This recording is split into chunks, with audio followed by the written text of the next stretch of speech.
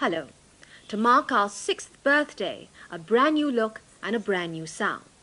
And the sounds of the St. Patrick's Military Band is the subject of our first report. The band's all geared up to take their music to Perth. During the June holidays, they'll be playing at 6 schools and even joining some of the Australian students for their lessons. In the meantime, it's practice, practice and more practice.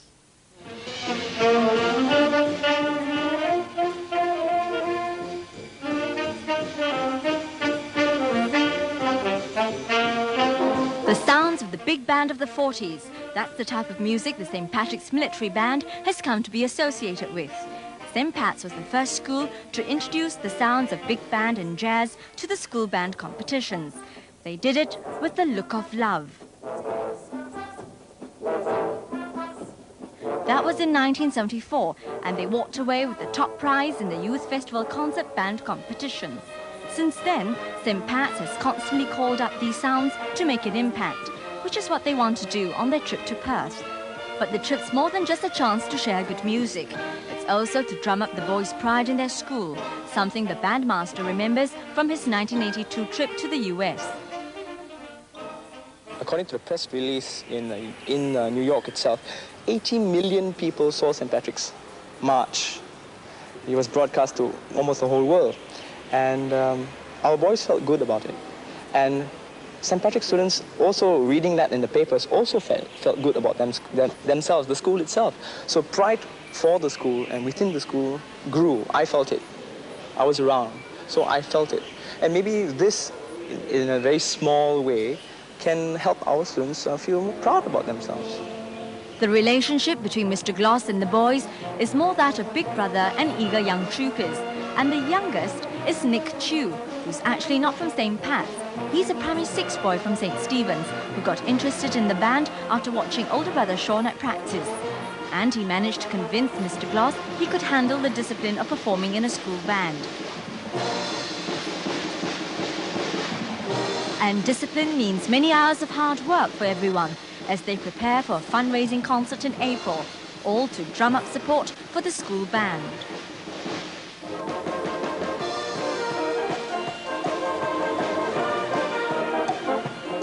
25th anniversary, the Education Ministry as Director of Music. This is the highest so far in terms of percentage. The best of Singapore's secondary school bands had gathered at the National Stadium to display their talent. And the guest of honour was the Trade and Industry Minister, Brigadier General Lee Hsien Loong. The last time the school band competition was held was in 1987. Among the Gold Award winners was the Chinese High School, one of 3 schools which have gone independent since last year. Cedar Girls Secondary School had won the gold in 1987, and they were not going to let up on their performance this year. The judges felt that all the competing bands were very impressive. Months of planning, preparation and hard work on the part of both band members and their conductor also paid off for Ping Yi Secondary School, another Gold Award winner. For Raffles Institution, it was double joy. Besides receiving the gold medal for their performance, RI also clinched the Best Drum Major Award. RI had also won the gold in 1987. General Lee, who gave away the prizes, said that the band display was very good. He noted that the members had spent much time training and showed perfect confidence, an important quality a drum major must possess to be chosen as the best.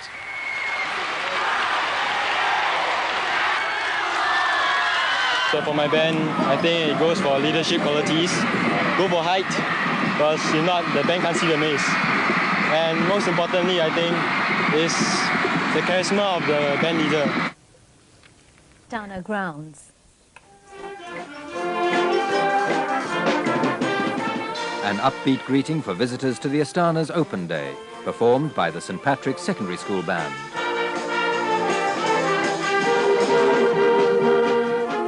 And for the Paya Lebar Methodist Girls Secondary School Band, a double first, playing for the first time at the Istana on the first day of the year. Singaporeans and tourists alike came to have a good time and to meet 2 very important Singaporeans. My resolution is the same, so that we can have all a good standard of living, good health, and happiness. That's all what we need. We don't have to be very rich, we don't want to be very poor, but we just want a decent standard of living. The police band was also on hand with more tunes.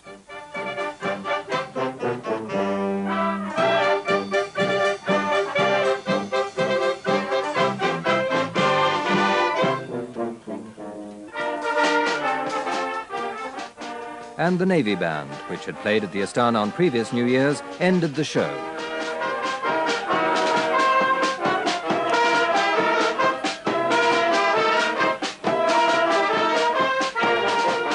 Hello.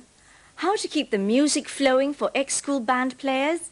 Well, one suggestion is community bands, small bands of talented and dedicated amateurs supported by big companies and actively performing for the community. Very much like the Channel 7 community band from Australia. The band's now in Singapore at the invitation of the St. Patrick's Military Band. Both bands met first when St. Pat's visited Australia last year, and now they're back together again. They come from all walks of life, some as young as 14, others well into their 70s.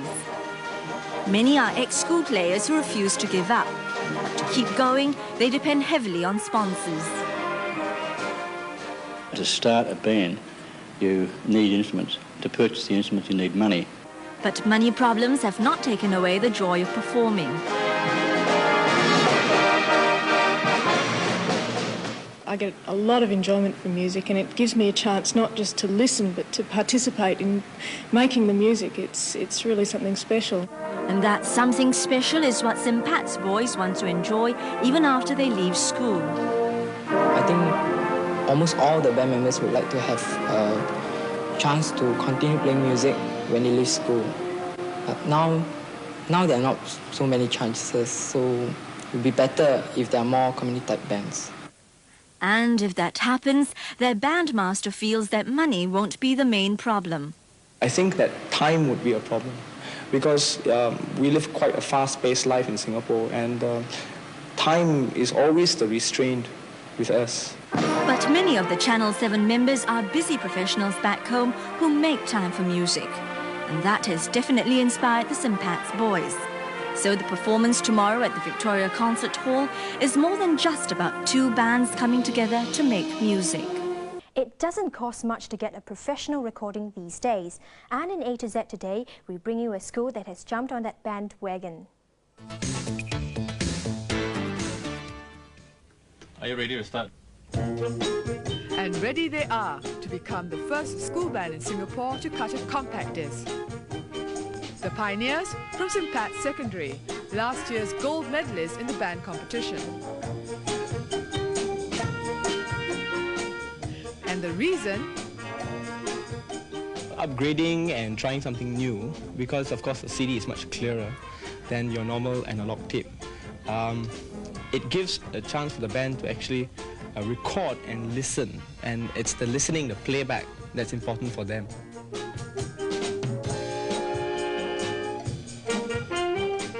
I think it meant a lot. I mean, once in a lifetime chance to record something down, and I mean, you'll be there forever. I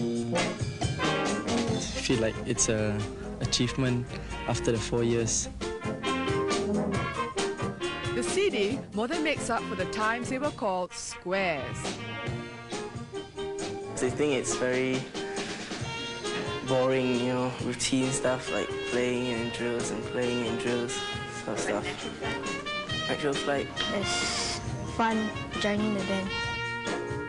The CD, a mixture of band and pop music, will be out this Sunday.